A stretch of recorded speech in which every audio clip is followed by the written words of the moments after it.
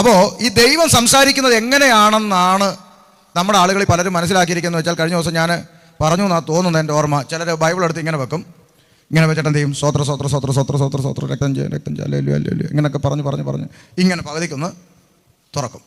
അപ്പം യോബിൻ്റെ പുസ്തകമാണെങ്കിൽ പെട്ടെന്നങ്ങ് അടയ്ക്കുകയും ചെയ്യും അല്ലേ. എന്നിട്ട് നമ്മൾ വിരൽ ഇച്ചിരി ഇങ്ങോട്ട് എന്ത് ചെയ്യും, നീട്ടും. യോബ് കഴിഞ്ഞാൽ അടുത്ത ആരാ, സങ്കീർത്തനം. അത് കിട്ടാൻ വേണ്ടിയാണേ. അപ്പോൾ അത് നമ്മൾ വീണ്ടും തുറക്കുമ്പോൾ 51 സങ്കീർത്തനാണ് പിന്നെ അടയ്ക്കും. എന്നിട്ട് നമ്മളിങ്ങനെ പോരാട്ടം.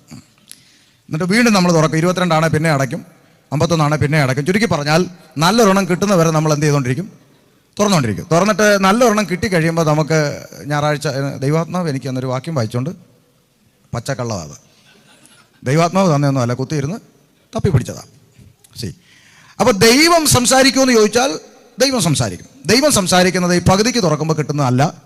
പിന്നെ ഞാൻ കഴിഞ്ഞ ദിവസം പറഞ്ഞ പോലെ ആണ്ടർതിക്ക് കുലുക്കി ഇട്ടിട്ട് എടുക്കുന്നതും അല്ല, വെറും വിഡ്ഢിത്തമാണ്, ഒന്നുമല്ല.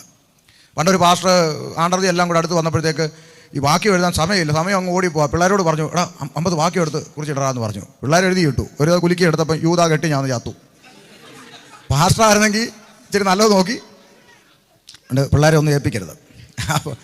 അപ്പോൾ ചുരുക്കി പറഞ്ഞാൽ ഈ പകുതിക്ക് തുറക്കുമ്പോൾ കിട്ടുന്നതോ കുലുക്കി എടുക്കുന്നതോ ഒന്നും അല്ല ദൈവം നമ്മളോട് സംസാരിക്കുന്നത്.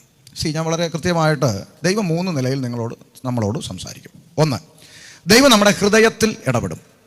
ശ്രദ്ധിക്കൂ, ദൈവം നമ്മുടെ ഹൃദയത്തിൽ ഇടപെടും. അത് നിയോഗമാണ്. ഞാൻ പറയാം, ഇപ്പം നമ്മൾ ഒരു സ്ഥലത്ത് പ്രാർത്ഥിക്കാനായിട്ട് നമ്മൾ പോവുക, അല്ലെങ്കിൽ ഒരു വീട്ടിലേക്ക് നമ്മളെ വിളിക്കുക. നമ്മൾ ഒരാൾക്ക് ഞാൻ അങ്ങോട്ട് വരാമെന്ന് പറഞ്ഞു. ചിലപ്പോൾ നമ്മൾ ട്രസ്റ്റ് ചെയ്യുമ്പോഴായിരിക്കും ദൈവാത്മാവ് നമുക്ക് നിയോഗം തരുന്നത്, നീ അവിടെ പോകണ്ട, നിയോഗം തരും. ഈ പ്രാർത്ഥിക്കണ്ട എന്നൊക്കെ ദൈവം പറയുക ഭാഷ എന്നാ പറഞ്ഞിട്ടുണ്ടല്ലോ.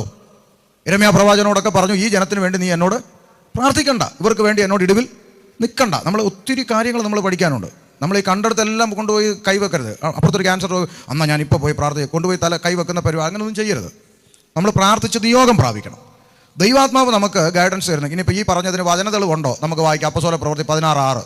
ഞാൻ ഒരിക്കൽ തിരുവനന്തപുരത്ത് ഒരു മീറ്റിംഗ് കഴിഞ്ഞ് വർഷങ്ങൾക്ക് മുമ്പ്, അന്ന് ബൈക്കില്ല, 2 വീലറിൽ ഒരു മീറ്റിംഗ് കഴിഞ്ഞ് ഞാൻ തിരിച്ചു വരുമ്പോൾ ആറ്റിങ്ങൽ എന്ന് പറയുന്ന സ്ഥലമുണ്ട്. ആറ്റിങ്ങൽ ടൗൺ കഴിഞ്ഞിട്ട് ഇങ്ങനെ ഇറങ്ങി വരുമ്പോൾ ഒരു വലിയ പാലമുണ്ട്. പാലത്തിൻ്റെ അടിയോടെ വലിയ നദി ഒഴുകുന്ന ഒരു പാലം.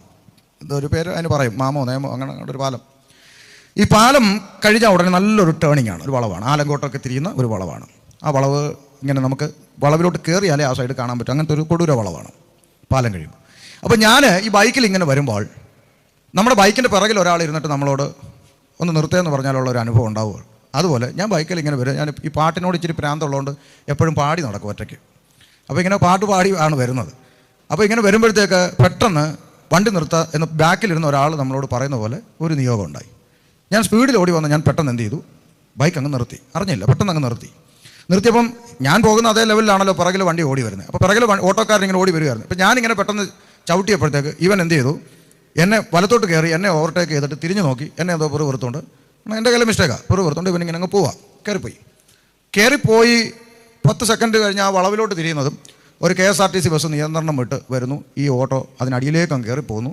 പിന്നെ പടപടാന്ന് ഒരു സൗണ്ടും ബഹളവും, ആളുകൾ വെട്ടുകത്തിയും കോടാലിയൊക്കെ കൊണ്ടുവന്ന് വെട്ടിപ്പൊളിച്ചൊക്കെ ആണ് എടുക്കുന്നത്. പിറ്റത്തെ വാർത്തയിൽ അറിഞ്ഞ് ഓട്ടോയിലുണ്ടായിരുന്ന ഡ്രൈവറും 2 പാസഞ്ചറും മരിച്ചു. ആ സമയത്താണ് ഞാൻ അറിയാതെ ദൈവത്തെ സ്തുതിച്ചു പോകുന്ന കാര്യം, ഒരു പക്ഷേ ഞാനായിരുന്നു കാരണത്, ഒരു നിയോഗം. ഓക്കെ, അപ്പം ഞാൻ പറഞ്ഞത് നമ്മുടെ ഹൃദയത്തിൽ ദൈവം ഇടപെടുന്ന അനുഭവം. അങ്ങനെ ദൈവം സംസാരിക്കും. 2, ദൈവം വചനത്തിലൂടെ എന്ത് ചെയ്യും, നമ്മളോട് സംസാരിക്കും. അത് ഞാൻ നേരത്തെ പറഞ്ഞ പോലെ പകുതിക്ക് തുറക്കുമ്പോഴോ കുലുക്കി ഇട്ടെടുക്കുമ്പോഴൊന്നും അല്ല, ഈ പുസ്തകവുമായിട്ട് ഒരല്പസമയം മാറിയിരിക്കണം. ഈവൻ ഭാര്യയും ഭർത്താവും ആണെങ്കിൽ പോലും പ്രാർത്ഥനയ്ക്ക് വേണ്ടി മാറിയിരിക്കാൻ ഇതിനകത്ത് ലൈസൻസ് തന്നിട്ടുണ്ട്. അല്ലാത്ത സമയം വേർപെട്ടിരിക്കരുതെന്ന് പറയുമ്പോഴും എന്തിന് വേർപെട്ടിരിക്കാം, പ്രാർത്ഥനയ്ക്ക് വേണമെങ്കിൽ ഇരിക്കാം. കാര്യം ഒറ്റയ്ക്ക് ദൈവവുമായിട്ട് സംഭാഷിക്കുന്ന ഒരു ടൈം ടേബിൾ ഉണ്ടാവണം. ദൈവം നമ്മളുമായിട്ട് ഒറ്റയ്ക്കിരിക്കുന്ന നിമിഷങ്ങൾ. അങ്ങനെ നമ്മൾ ബൈബിൾ എടുത്ത് വായിക്കാനിരിക്കുക. അങ്ങനെ വായിക്കാനിരിക്കുമ്പോൾ ചിലപ്പം നമ്മളിപ്പോൾ മത്തായി സുവിശേഷം 5-ാം അധ്യായം വായിച്ചു, 6-ാം അധ്യായം വായിച്ചു. ഓക്കെ, നമ്മൾ ചുമ്മാ ഇരുന്ന് വായിക്കുക. ഇങ്ങനെ വായിച്ചു, 7-ാം അധ്യായം വായിച്ചു, ചിലപ്പോൾ 8-ാം അധ്യായം വായിച്ചു, ചിലപ്പോൾ 8-ലെത്തുമ്പോഴായിരിക്കും ഏതെങ്കിലും ഒരു വാക്യം ചൂണ്ടക്കൊളുത്തിട്ട് പിടിക്കുന്ന പോലെ നമ്മുടെ ഹൃദയത്തിൻ്റെ അകത്തുനിന്ന് കൊളുത്തു. അതുമായിട്ട് നമ്മൾ ഇരുന്ന് അങ്ങോട്ട് ധ്യാനിച്ച് അതിൻ്റെ മുമ്പും പിമ്പും വായിച്ച് ധ്യാനിച്ച് പ്രാർത്ഥിച്ചു ഇരിക്കുമ്പോൾ അതിൻ്റെ ഇണവാക്യങ്ങളുമായി പരിശുദ്ധാത്മാവ് നമ്മളോട് ഇടപെടുന്ന ഒരനുഭവം നമുക്കുണ്ടാകുന്നതാണ് ദൈവം വചനത്തിലൂടെ സംസാരിക്കുന്നത്. അങ്ങനെ ഒരു എക്സ്പീരിയൻസ് ഒരിക്കൽ അനുഭവിക്കുന്ന ഒരാളും ഈ കർത്താവിനെ വിട്ടു പോവില്ല. അതൊരു ഭയങ്കര എക്സ്പീരിയൻസാണ്, ഭയങ്കര. അത് കാരണം ഞാനത് നിങ്ങളോട് ഇത്ര ഉറപ്പിച്ച് പറയാൻ കാരണം, ഞാൻ പറഞ്ഞിട്ടുണ്ട്, ഞാനൊരു ബൈബിൾ കോളേജിൽ പോകാനോ പഠിക്കാനോ എനിക്ക് അവസരം കിട്ടിയിട്ടില്ല. അപ്പോൾ ഞാനിത് ആദ്യമായിട്ട് ഇത് തുറന്ന് വായിക്കുമ്പോൾ എന്താണ്, ന്യായാധിപന്മാർ, രാജാക്കന്മാർ, പിന്നെ യുദ്ധം, പറവോന്, ചെങ്കടൽ, വല്ല പുക പോലെ തോന്നുക. എന്നാൽ പിന്നെ പുതിയ നിയമം വായിക്കാമെന്ന് വെച്ചപ്പോൾ അവൻ ഇവനെ ജനിപ്പിച്ചു, ഇവൻ അവനെ ജനിപ്പിച്ചു, അവൻ മറ്റവനെ ജനിപ്പിച്ചു. ഇതൊക്കെ എന്ത് മനസ്സിലാക്കാനാണ്? അപ്പോൾ ഒന്നും പിടി കിട്ടുന്നില്ല. ഇവിടെ ഖുറാൻ പഠിച്ച് വളർന്ന നമ്മൾ ഇതെടുത്ത് വെച്ച് വായിച്ചിട്ട് പുക പോലെ ഇരുന്ന സമയത്ത് ഒരു വാക്യം ചങ്കിൽ കൊളുത്തിയതാണ്. ഞാൻ നേരത്തെ പറഞ്ഞു, എന്താണ്? ഞാൻ നിൻ്റെ മേൽ ദൃഷ്ടി വെച്ച്. അപ്പോൾ അത് കയറി കൊളുത്തിയപ്പോൾ ഞാൻ ചോദിച്ചു, കർത്താവ് എന്നാൽ എനിക്ക് പറഞ്ഞ് തരണം. അങ്ങനെ ഇരുന്നാണ് ദൈവാത്മാവ് ഇങ്ങനെയുള്ള വിഷയങ്ങളെ പഠിപ്പിക്കാൻ തുടങ്ങിയത്. അതുകൊണ്ട് കൃത്യമായിട്ട് ഉറപ്പിച്ച് പറയുന്നത്, ഇരുന്നാൽ ദൈവം സംസാരിക്കും. പക്ഷേ ഇരിക്കണം, നമുക്ക് നേരമില്ലല്ലോ അല്ലേ? നാട്ടിലൊക്കെ ആണെങ്കിൽ ഞാനിങ്ങനെ പറയും, 7 മണി തൊട്ട് 10:30 വരെ സീരിയലിൻ്റെ മുമ്പിൽ ഇരുന്ന് പട്ടി മൂങ്ങുന്ന പോലെ പെണ്ണുങ്ങൾ മൂങ്ങും. ഒരു 1/2 മണിക്കൂർ എല്ലാ ദിവസവും. നമ്മുടെ എല്ലാ ജോലിയും ഒതുങ്ങി നമ്മൾ വീട്ടിൽ ഉറങ്ങാൻ പോകുന്നൊരു നേരം ഉണ്ടല്ലോ, ഒരു 10:30 11 ആവട്ടെ. ആ സമയത്തിൽ ഒരു 1/2 മണിക്കൂർ ഒരു ടൈം ടേബിൾ വെച്ച് എല്ലാ ദിവസവും ഒരു 11 തൊട്ട് 11:30 വരെ ഞാൻ വചന ധ്യാനത്തിലായിരിക്കും എന്നൊരു ടൈം ടേബിൾ വെച്ചിരിക്കാൻ പറ്റിയാൽ അതിൽ പരം അനുഗ്രഹം വേറൊന്നുമില്ല.